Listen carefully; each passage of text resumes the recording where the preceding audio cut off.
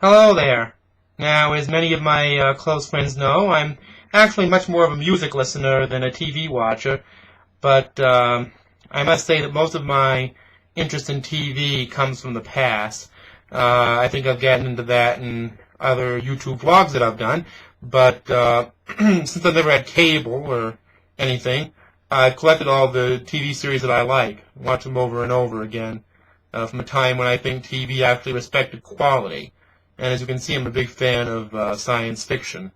And now, being a guy who is on a fixed income, these are things that I've collected very, very, very, very cheaply.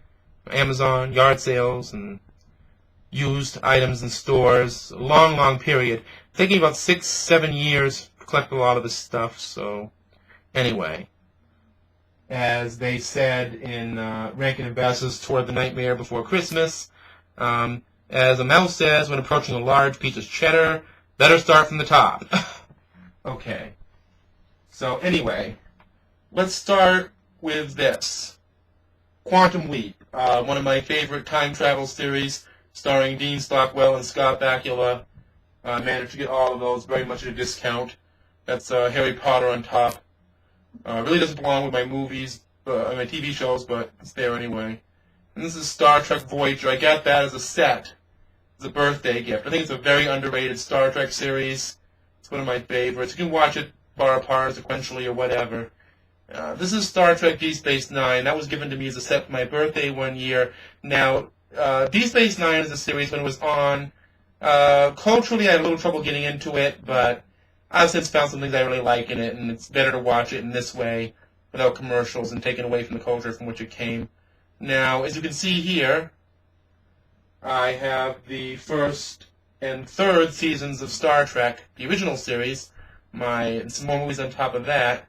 The second one is behind it. Up on top of there, that's actually the entire series of the Golden Girls. Something I got into fairly recently.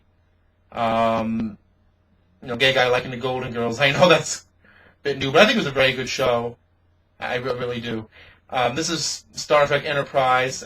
I took a little while to get into this one, but I really liked it. The 4 silver ones are Enterprise. The one on the end is the animated Star Trek series made after the original one got canceled. That's the entire series, by the way. Below that is my all-time favorite Star Trek series, Star Trek The Next Generation. I love every season of it. The reason season 3 is missing is because it is. I took it to a friend's house once, and now I presently can't find it. Currently looking for a discount version of it to get somewhere to replace it. And I got Star Trek movies over here. Again, there's nothing to do with TV, but I'll include it. I also have an interest in animated sitcoms, again separated from their era, but often I do find things to learn from them and to entertain me, largely what not to do.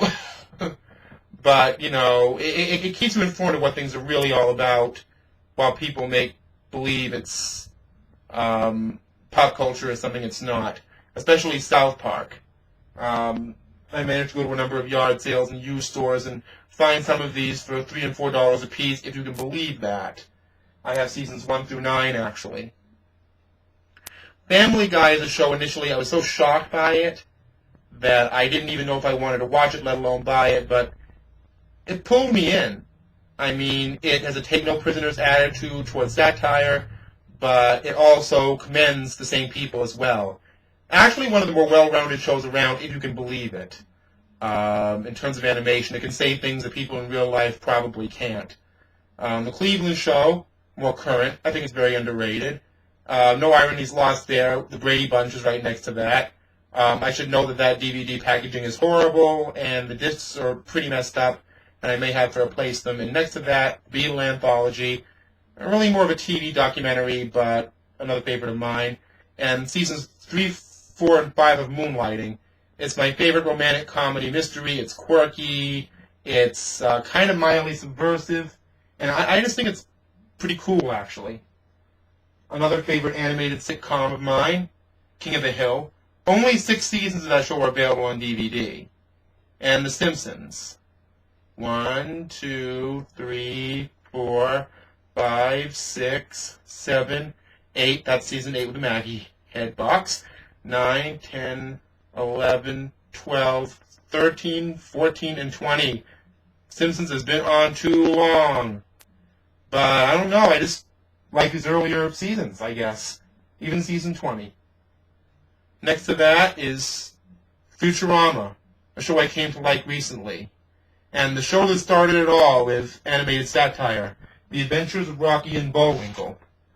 One show I really enjoyed surprisingly during my youth was ER, especially the first 8 seasons, and those are the ones I have right there. I've always loved Norman Lear and the wonderful things he did with television, so that's All in the Family, all seasons 1 through 9. The first season of Archie Bunker's Place, the only one available of that. The first season of Mob, the only one available of that, which annoys me to no end. And the entire series of Good Times. Probably the favorite show Norman Lear's ever done, I think. My favorite, anyway. The Cosby Show, all 8 seasons. No need to go into that too much, why I like that. And there is Diff'rent Strokes, the only 2 seasons out, by the way, of that series, but I like that very much as well. A little later in the game, kind of the break-off point in the middle between Norman Lear and what happened on The Cosby Show, but, R.I.P. Gary Coleman. Anyway, that's my collection of TV shows. It's probably expanded pretty outwardly now, as far as it can, and I'm probably just going to use Hulu from now on. You can see how big the collection's gotten. And I didn't get exactly going hot buying any of this. You can't really on that kind of income, but I guess there you have it.